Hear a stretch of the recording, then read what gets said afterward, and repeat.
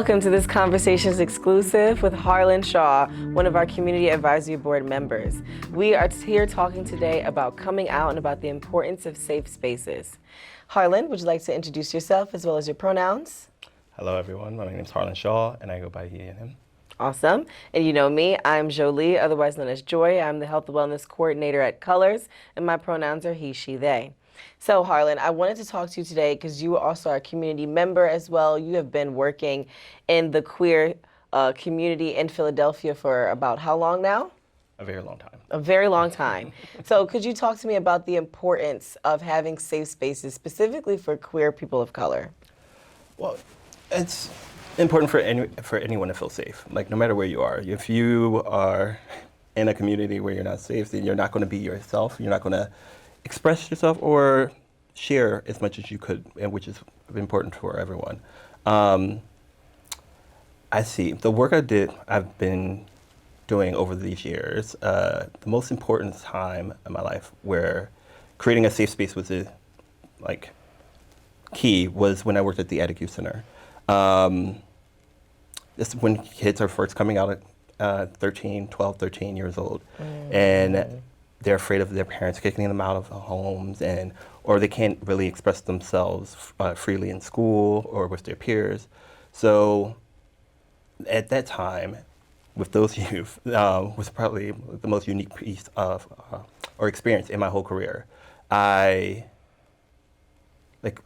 It's probably the gayest part of my life as well. I've had so many references to so many gay movies, and I've done drag myself once for them as a fundraiser, but those aren't things that I would do in my normal day life. But having that space, being there with those people, those youth, made it safe for me to do that. And my hope is that I created a safe space for them to express themselves. That's really powerful, especially dealing with a lot of the legislation recently of schools, federal legislation that is banning even saying the word gay, banning the institution of queerness itself in schools. So could you talk to me about, as a community member yourself, how do you think that our leaders can really champion the importance of safe spaces? You know, this is surprising to me that we're still talking about this.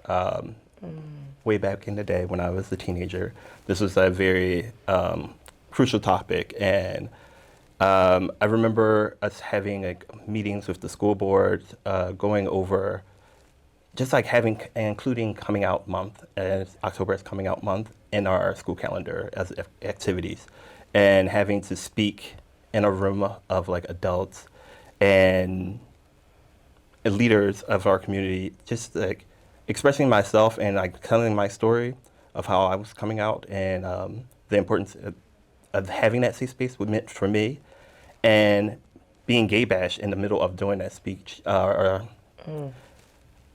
fact that it's almost, I'm not going to tell the years, but years later, and we're still having this debate is shocking to me.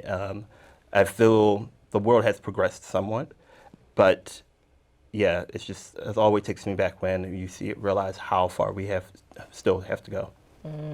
Yeah, absolutely. And it feels as if almost like we keep reaching a standstill with how people keep continuing to work harder. We see the younger generation, newer generation is getting older, Gen Z, myself. We are starting to enter the workforce, starting to enter the work as well, and it still feels like things are very stagnant. How do you think also then on the flip side that younger people can maybe get more involved? Well, I feel like your generation are stronger or more outspoken than my generation in some ways. You're not afraid to be yourselves. You're unapologetic about that, and I really respect that. I've noticed, and I don't have as much interaction with the younger gay community anymore, but the mentees that I do have, their families are more progressive and accepting of them than parents of the past. And I'm hoping that each generation it's less and less more of people getting kicked out of their homes, or parents, families disowning them, and them having to like live on the streets and struggle and go through all that, and that parents are being more accepting because like, there's your kids. Like, you only get them. Yeah. You only have each other, right? What is the importance for you that you've seen in your experience as a queer person and also as a community member? What is really the importance of people themselves being safe spaces? Not just a literal safe space like we have at Colors. You've been to Colors plenty of times with our lounge space, and not even just spaces at campus or at your churches or with your friends, but also just a specific person. What is the purpose of that to you?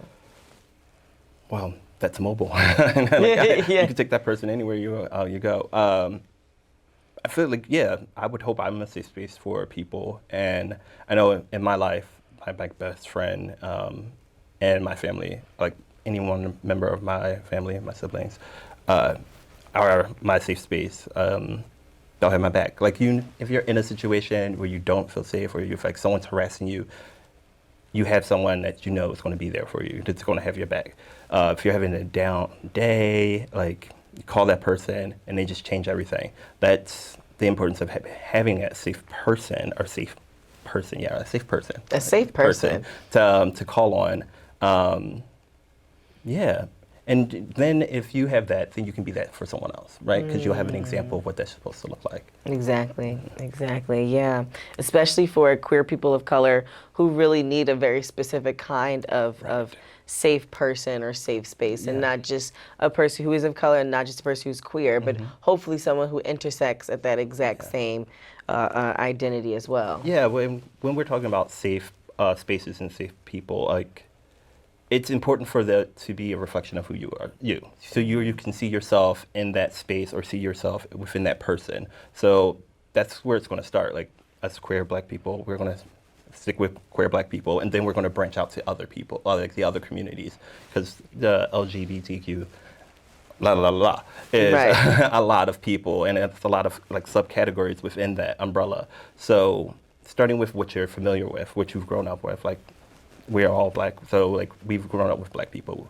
We know the church community. If you are part of the church community, you want to start with those places, and once you feel safe there, you can branch out and like challenge yourself by going and putting yourself in unsafe places and turning them into safe places. Right. Yeah. Because and that was going to be another follow-up question I had for you, is that what does it really look like for someone who is formidable enough to enter into an unsafe space and change it, or turn it, or transform it, deconstruct it, you know? Well, they have to have that safe person, to go to, that have their back. They have to also find that within themselves. Not everyone can do that, and not everyone should do that. Some people may be putting themselves at more risk to be harmed by putting themselves out there like that. So assess your environment, assess the people that you're working with or you're dealing with, and like make the best decisions for yourself is what I can say. Well, thank you so much, Harlan, Anytime, for coming down and speaking with me about the importance of safe spaces, especially for queer people of color.